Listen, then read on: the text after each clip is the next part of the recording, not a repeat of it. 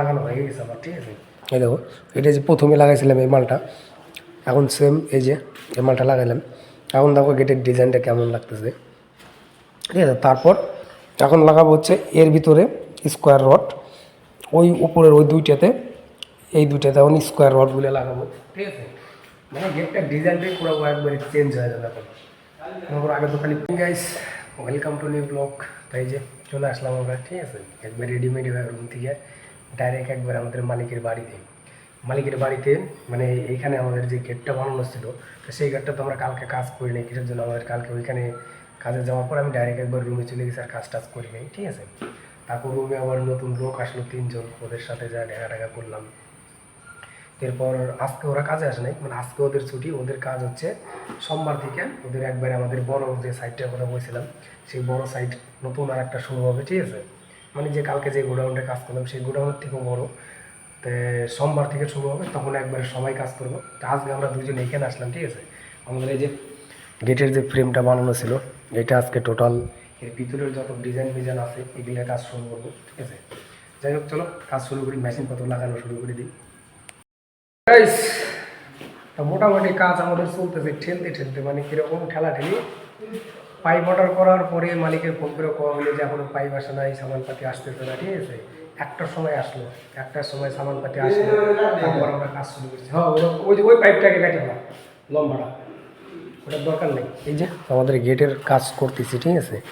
পাইপগুলো লাগাইলাম, এইখান দিয়ে আসবো হচ্ছে তোমার, এটা একটা সিট হবে, ঠিক আছে। সেই সিটটা বলতে এই যে প্লাইবোর্ডের মতো একটা সিট পাওয়া যায়, আর এইখানে হবে স্কোয়ার রড, ওই উপরের কোনাটা ওইখানে হবে স্কোয়ার রড, এইটা হবে একটা কী বলে স্টিলের সিট, ঠিক আছে। তা আমরা এখন এই গেটটাতে লাগাবো, এর সেম মডেলে পাইপ লাগাবো এইটাতে। এখন আমাদের খালি পাইপটা লেট হয়ে গেছে আসার জন্য,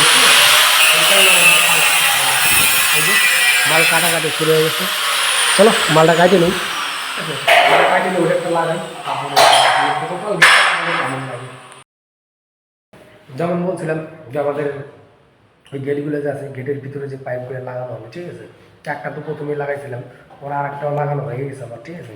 এই দেখো, এটা যে প্রথমে লাগাইছিলাম এই মালটা, এখন সেম এই যে এই মালটা লাগাইলাম, এখন দেখো গেটের ডিজাইনটা কেমন লাগতেছে, ঠিক আছে। তারপর এখন লাগাবো হচ্ছে এর ভিতরে স্কোয়ার রড, ওই উপরের ওই দুইটাতে, এই দুইটাতে এখন স্কোয়ার রডগুলো লাগাবো, ঠিক আছে। মানে গেটটার ডিজাইনটাই পুরো একবারে চেঞ্জ হয়ে যাবে এখন। মনে করো আগে তো খালি ফ্রেম বানিয়ে রাখছিলাম, ওই জন্য বোঝা যায় না যে কেমন কী বানাইছি, ঠিক আছে। তো এখন মনে করি এমন হবে টোটাল একবারে ক্লিয়ার। চলো মালটাকে রেডি করে নিই। এই দুইটা আগে লাগাবো, তারপর ওই দুইটা লাগাবো, ঠিক আছে। আমার আবার এর মাঝখান যে আছে, এই দুইটার মাঝখানে আবার সাপোর্ট লাগাইতে হবে, কারণ এর ভিতরে যে স্টিলের সিটটা আসবে সেটা হোল্ডিং করার জন্য, পিভিট পয়েন্ট মারার জন্য পাইপ মারতে হবে আর কি, ঠিক আছে। চলো স্কোয়ার বারটা সোজা করে কাইটে সোজা করে নিয়ে তারপর লাগাই। তো আমাদের কাজ কাম কেমন চলতেছে দেখো, মানে কাজ কেমন চলতেছে, মানে মেশিন টেশিন সব গোছানো শেষ, দুপুরে খাওয়া দাওয়া করে আসলাম, আসার পরে মনে করো মোটামুটি কাজ কীরকম করলাম, তখন কইলাম দেখ শুধু স্কোয়ার রডগুলো লাগানো। এই দেখো এতটুকু জায়গায় স্কোয়ার রড লাগানো হয়েছে, ঠিক আছে। এটা আর ওইটা কারণ কি, যখন আমরা খাওয়া দাওয়া করে আসলাম তখন বাজে 4:30, ঠিক আছে। তো 4:30টার দিকে আসলাম খাওয়া দাওয়া করে এটাকে, তারপরে কাজ করলাম, এই রডগুলো কাটছে, রডগুলো কাটার পরে সম্পূর্ণ সোজা করা হয়েছে, ঠিক আছে। সোজা টোজা করে এতটুকু জায়গা লাগানো হয়েছে, ঠিক আছে। এই যে দেখো গেটটা আজকে এতটুকু হয়েছে আর কি, ঠিক আছে। কালকে আসলে মনে করো কালকে ওইটুকু জায়গা লাগাইয়া সম্পূর্ণ ফুল হোল্ডিং করে এটুকু একবার রং ফং মাইরে কমপ্লিট করে রাখতে হবে, ইঞ্জিস টিঞ্জিস লাগাইয়া। লাস্টে যখন সিট মারবো, সিট মারাটা মনে করো কেমন, এটার সিট তো আসতে কদিন সময় লাগবে, ঠিক আছে। তারপর সিট টিট লাগানোর পর এটা নিয়ে যাবো ফিটিং করার জন্য। যাই হোক, আজকে এখন কাজ টাজ বন্ধ করে দিলাম, চলো এখন রুমে যাব, ঠিক আছে। আর কি বলি, যাই হোক আজকে এই জায়গায় রুমে আর আজকে বেকারই করবো না, কারণ আমাদের এখন রুমে এখান থেকে যেতে যেতে মনে করো অন্ধকার হয়ে যাবে। এর কারণেই এখন ভিডিও এই জায়গায় শেষ করি, ঠিক আছে। দেখো আমি নেক্সট ভিডিও, টাটা।